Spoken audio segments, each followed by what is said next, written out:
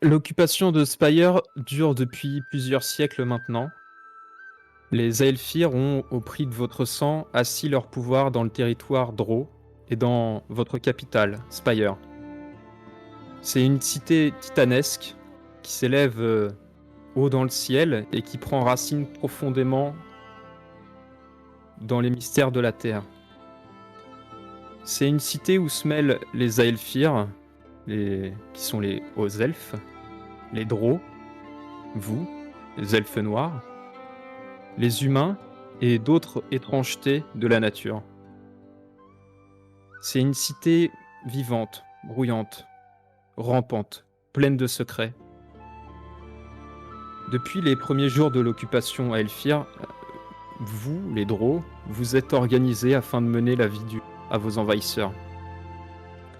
Des cultes, des sectes, des groupes se sont formés, se sont montés, et chacun d'eux a son mode de fonctionnement, ses codes, ses coutumes et ses objectifs.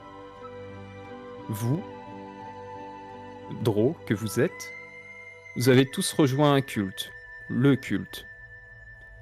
Ce dernier est à la gloire de notre souveraine cachée, une divinité brutale et vengeresse, dont le culte est interdit par les Aelfir.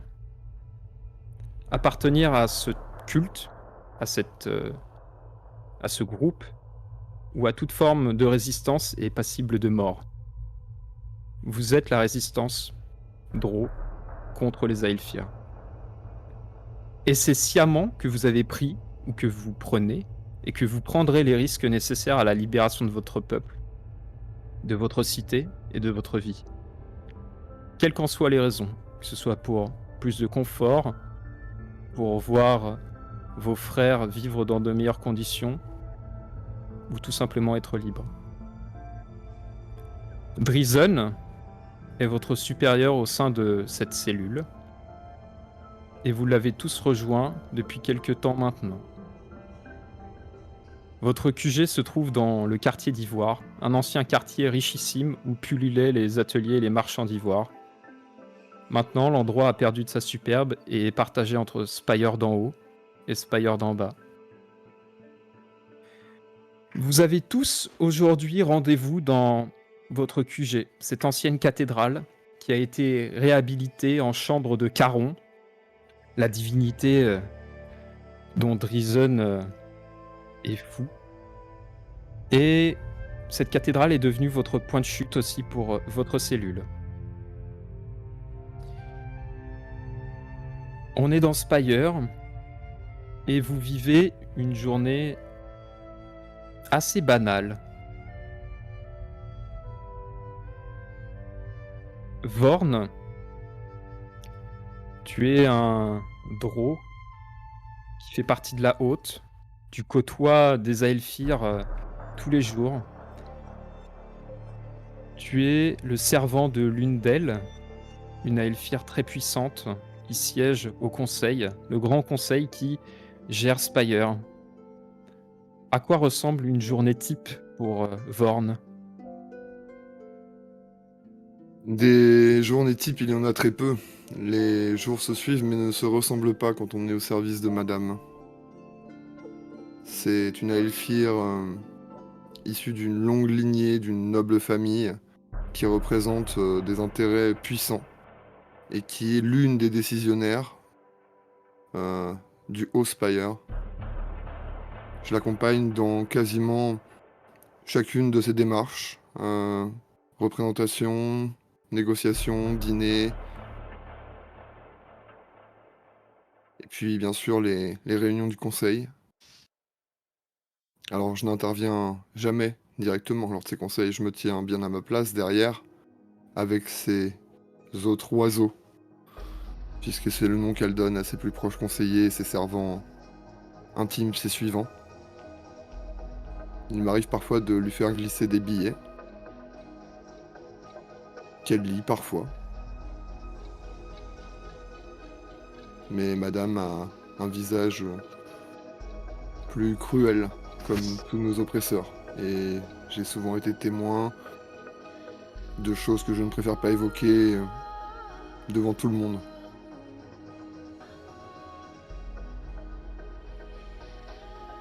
Très bien.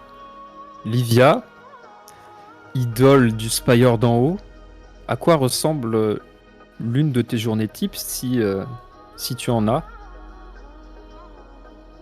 Globalement, mes journées sont toujours émaillées de représentations, que ce soit pour un mariage, pour une fête, pour qu'elle soit privée ou publique. Ça me permet de me déplacer justement dans tous ces étages où l'argent coule à flot. Donc généralement, ça commence d'abord par prendre soin de mon apparence dès le matin. Quelques échauffements de voix, de corps. Parfois, trouver de nouvelles histoires, de nouveaux contes. Et les après-midi et les soirées sont toujours dédiées aux représentations. Très bien.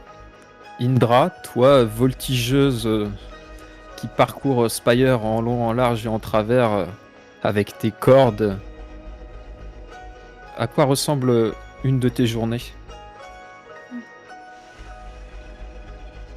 À quoi ressemble une de mes journées? Eh bien, ça dépend du contrat, ça dépend de qui j'ai dans le viseur, en fait. Bon, il y a aussi, de temps en temps, je dois travailler pour mon maître. Un elfir qui se fait appeler la Griffe. J'ai un peu de chance dans le sens où il me laisse assez de liberté et je suis un peu amenée à faire un peu ce que je veux, dans la mesure où le travail est fait. Alors, c'est de la traque, de l'observation. J'en apprends un peu plus sur ma proie, sur ses habitudes, ce qu'elle mange le matin, quelle heure elle se lève, où elle va, quand, qui elle voit, quel jour. J'attends, j'observe, je patiente et j'apprends. Et puis, quand le moment est venu, je voltige. Et puis, ben, quand je suis pas au service de mon maître, je chasse, encore. Mais du plus gros gibier cette fois. Chez les Elfir, il y a une garde particulière qui représente l'élite. Et j'aime avoir un petit peu mon petit trophée de chasse. Ça, c'est ce que je préfère. Mais c'est vrai que parfois, ça me finit pas très bien. Mais ça en vaut la chandelle. Super. Et toi, Drizen, prêtre de Caron, cette nouvelle religion qui a vu le jour il y a encore peu de temps, à quoi ressemble une de tes journées types? Mes journées sont très méticuleusement préparées et suivies. Je commence par 1 heure de lien, de dressage avec Vrock, ma hyène. Car je sais que je peux compter sur elle. Ensuite, nous nous rendons au sein de la secte de Caron. dans les hauteurs de Spire. Nous sommes assez nombreux, mais j'essaie de rester en retrait depuis quelque temps, puisque 3 membres me semblent un peu étranges depuis peu et je me pose des questions à leur sujet. J'essaie de les identifier. Mais comme c'est un sujet qui a l'air de me dépasser, je continue alors la journée, après avoir passé une bonne partie de la matinée à prier de manière assez soutenue le dieu de la mort, Karn. Pour avoir fait les offrandes aux hyènes. Nous passons le reste de la journée à récupérer les corps, à moissonner, si on peut employer ce terme, les corps qui traîneraient en dehors de Spire et qui pourraient s'offrir une seconde vie de l'autre côté du voile. La fin de ma journée est dédiée à cette planque, si on peut dire, réhabilitée dans cette cathédrale que je tiens depuis pas mal de temps maintenant au service du culte afin de, je l'espère, pouvoir renverser cet ordre qui nous fait souffrir depuis bien trop longtemps.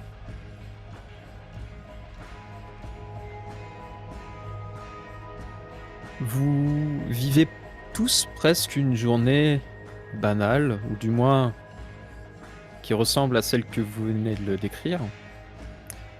Sauf qu'aujourd'hui, il y a quelque chose de particulier. Votre cellule doit se retrouver à la cathédrale.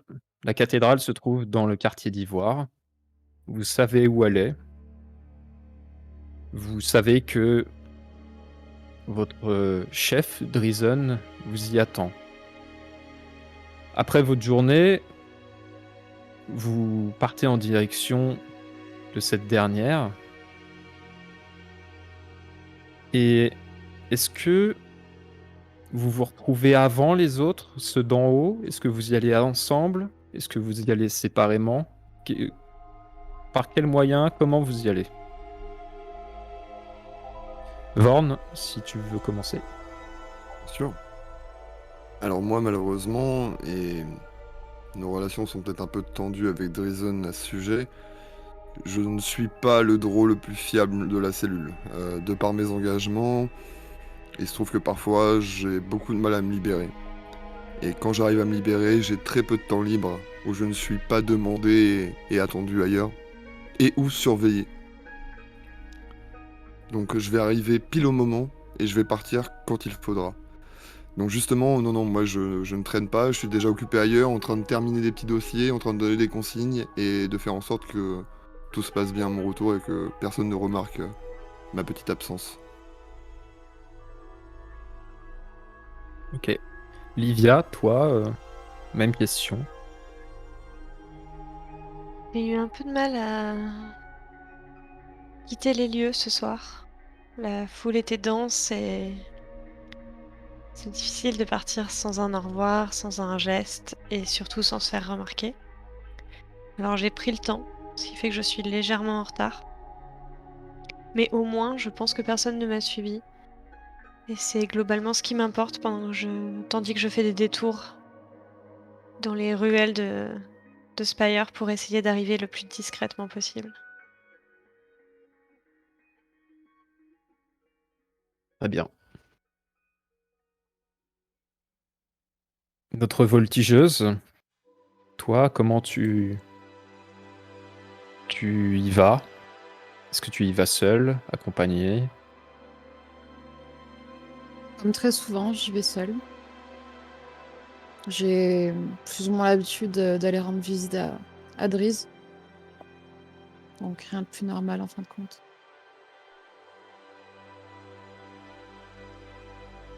Ok. Vorn, tu pars de Spire d'en haut, tu quittes ton bureau après avoir donné à tes serviteurs, si on peut dire ça comme ça, des petites mains, travaillent pour toi, les derniers documents, les derniers papiers sur lesquels tu devais travailler pour Madame. Tu quittes ton bureau, tu quittes Spire d'en haut. J'ai surtout quitté mon costume. Chacun des oiseaux a une tenue très caractéristique. Et j'ai un masque qui m'a été fait sur mesure, puisque comme nos maîtres, comme les occupants, nous qui les fréquentons, sommes forcés de cacher notre visage comme eux. Et justement, ce visage, le mien, je ne le connais quasiment plus, puisque je vis quasiment masqué du soir au matin. Et donc justement, quand je quitte cette tenue, ce superbe costume avec cette veste, avec un col de plumes, et ce masque à bec, je redeviens Vorn. Et ces moments où je suis moi-même, c'est devenu de plus en plus rare. J'en profite à chaque fois, même s'ils sont toujours très fugaces, et je me dépêche, redevenu anonyme, de traverser Spire pour rejoindre notre cathédrale. Sur le chemin, tu sais que Spire est une ville grouillante de tous côtés. Et tu croises néanmoins quelque chose qui attire ton regard. À la sortie de Spire d'en haut, tu vois la garde solaire, cette troupe d'élite à Elfir. La police des polices, si on peut dire, qui traque les plus grands criminels, qui sont là pour faire régner l'ordre et la justice à Elfir jusqu'au plus bas quartier de Le Spire. bras armé de l'oppresseur dans un gantelet doré, ouais. Tout à fait. Tu vois une partie de la garde solaire qui escorte une cage énorme. Une cage sans barreaux. Comme un espèce de... De cubes de verre Une espèce de calèche, mais Ah. métallique. Ok. Sans aucune ouverture. Oui, ok. Cette cage est tractée plutôt par des drôs en piteux état qui sont habillés de vêtements défraîchis, déchirés. Ils tractent cette lourde cage et quelque chose t'inspire du mal-être. Tu sens quelque chose de très sombre, de très noir quand tu regardes cette cage. T'as un sentiment nauséabond. Tu sais pas ce qu'il y a dans cette cage, mais en la regardant, tu te sens comme aspiré par elle. Un dernier détail qui ne t'échappe pas, c'est que il y a des espèces de vis énormes qui maintiennent cette cage. Et les reflets de la lumière, des lumières artificielles de Spire, qui reflètent sur ces pièces métalliques, sont déformées. Comme s'il y avait une lentille qui les bombait, qui les déformait. Le spectacle est assez étrange, t'as jamais vu ça.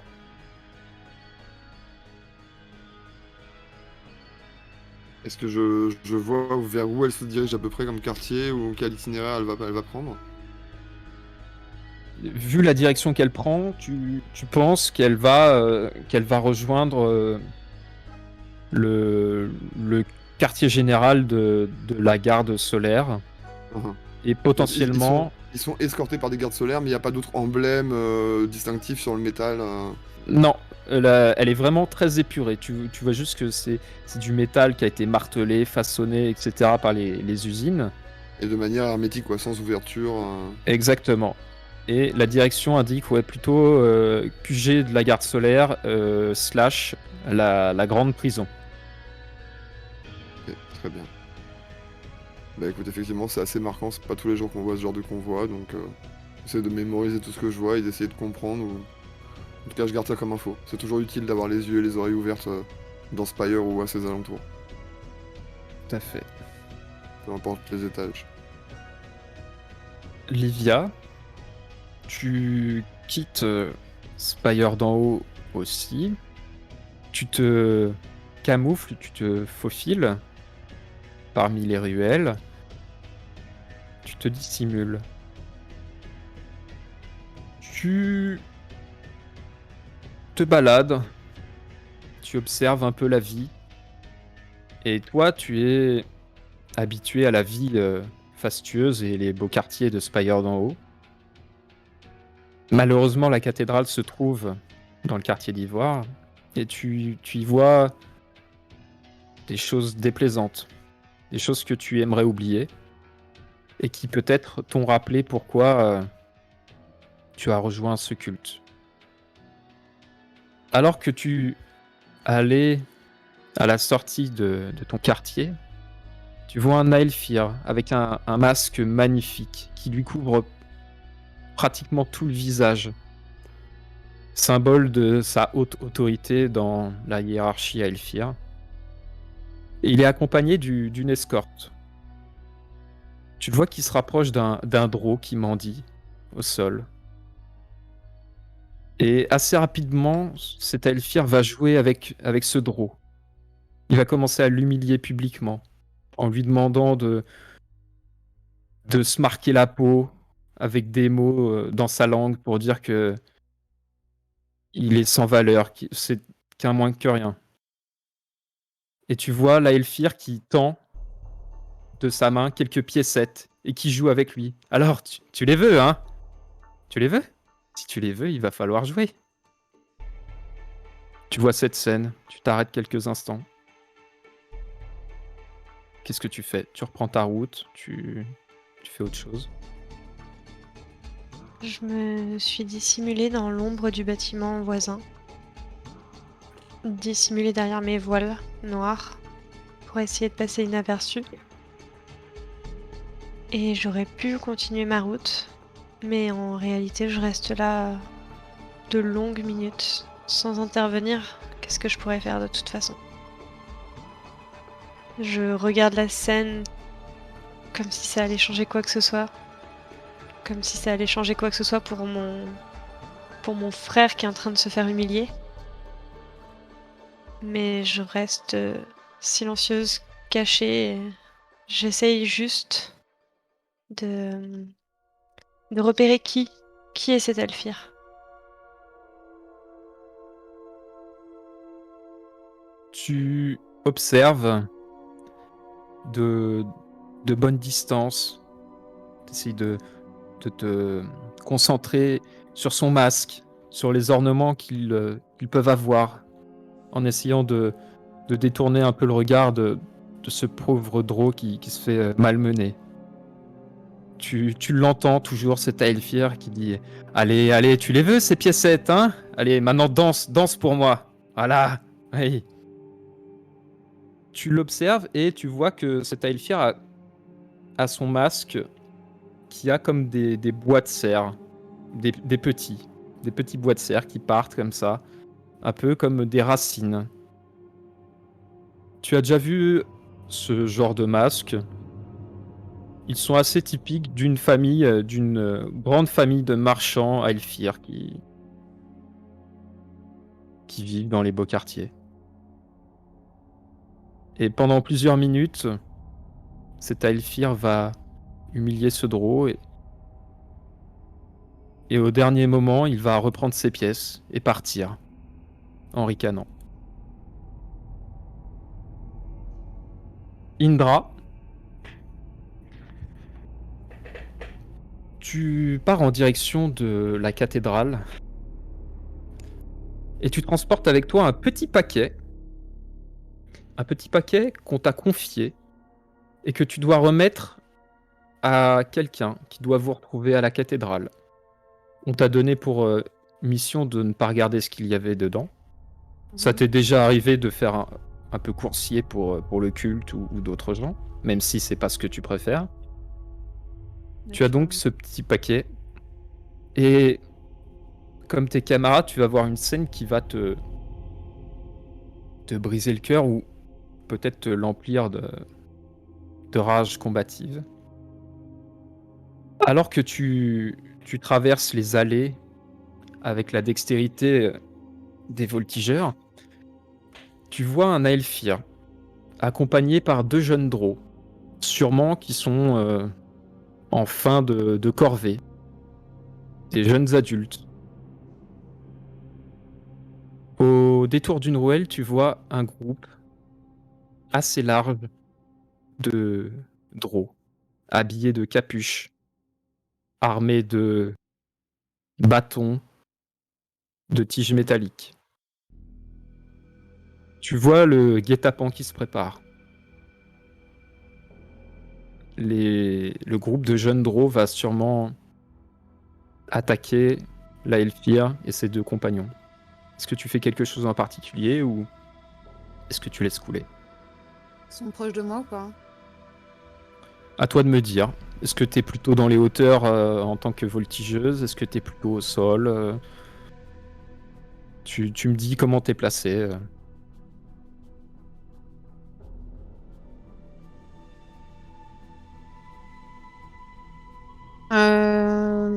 Je pense que je suis à plusieurs étages, un peu au-dessus, peut-être un ou deux. Ouais. Je pense qu'avant qu'ils arrivent en direction genre, de Stylefear et de ce drôle, je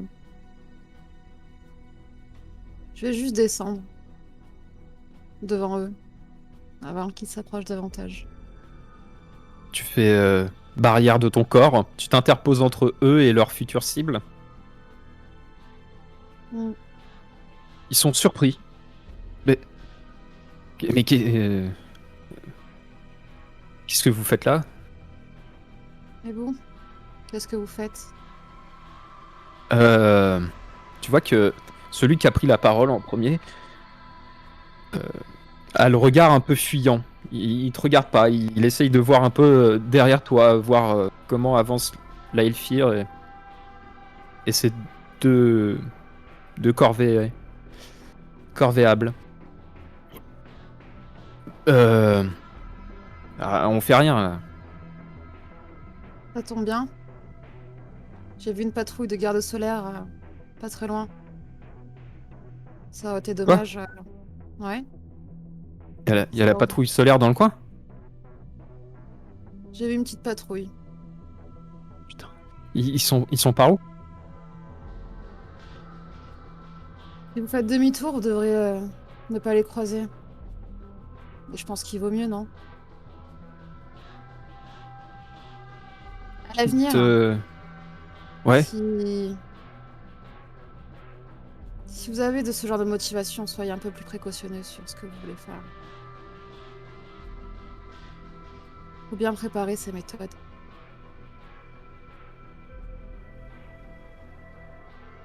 Il te dévisage de haut en bas. Et à ton ton et à ton allure, il voit que tu rigoles pas. Et tes cordes apparentes lui laissent assez peu de doute sur le fait que tu es une voltigeuse et qu'il faut pas trop te souffler dans les bronches. Il se retourne vers ses camarades. Bon, allez les gars, on l'écoute. On s'en va là. Faut pas que la patrouille nous tombe dessus. Et tout le petit groupe repart en laissant tomber leurs armes de fortune et en se donnant des ordres. Allez, plus vite, faut dégager!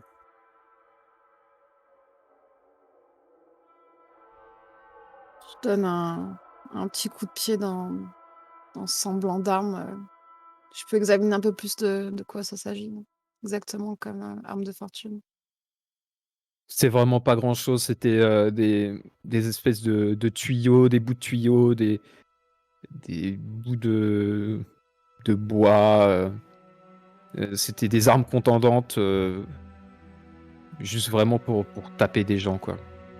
Hmm. Ça n'avait pas d'autre intérêt que de les passer à tabac.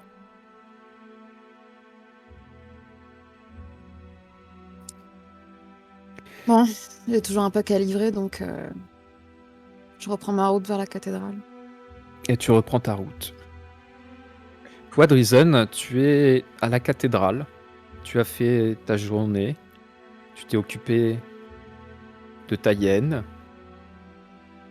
Et cette cathédrale, tu as aussi aménagé donc ce petit coin dédié à ton dieu, Caron. Tu es dans le sous-sol de la cathédrale quand t'entends, avec l'écho puissant, des coups contre la porte en bois.